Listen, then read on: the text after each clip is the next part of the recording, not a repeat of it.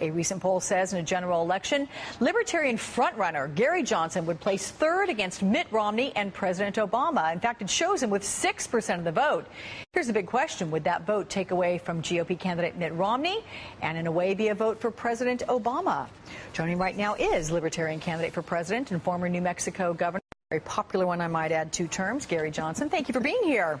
Alex, I think I'm going to take away from Obama the whole notion. I was going to ask you, really? The whole notion of civil liberties, anti-war, marriage equality, drug reform, legalize marijuana.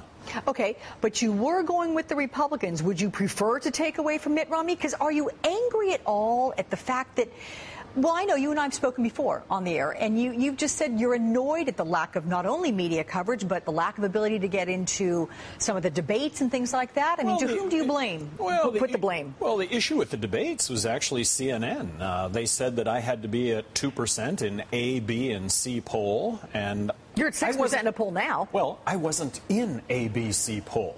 So how do you get into the debates if you're not in the poll? And then about 8 months ago, I was in CNN's biweekly poll, and in that biweekly poll, I was tied with Kane. I was ahead of Santorum. I was ahead of Huntsman.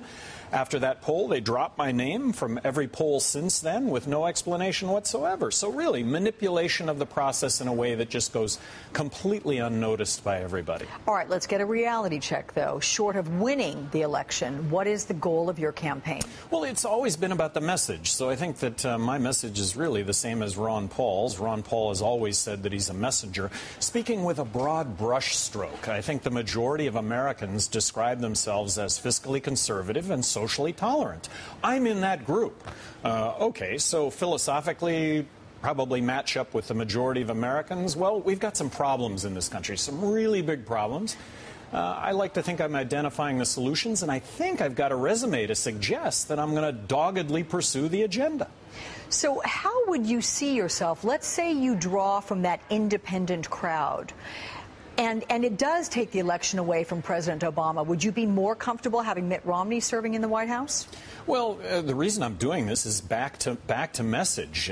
You know, I think the Libertarian Party really takes the best from both parties. The notion that historically Democrats have been good on civil liberties. Of late, I'm going to argue maybe not so much. Historically, Republicans have been pretty good on the checkbook. Not so good of late. So this is really what embodies libertarians. I mean, balance the checkbook. Yeah. Gay rights and gun rights in the same sentence. Slash welfare spending, slash warfare spending in the same sentence. Let's look, in fact, at what you're talking about with regard to your 3-point plan for spending and the deficit. Here it is. Number 1 is balance the budget in 2013. Number 2 is to enact responsible entitlement reform. Number 3 is an audit of the Federal Reserve. How would you go about achieving these goals?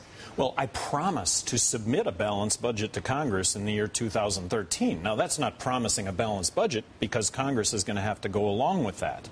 I'm also promising to veto any legislation where expenses exceed revenue.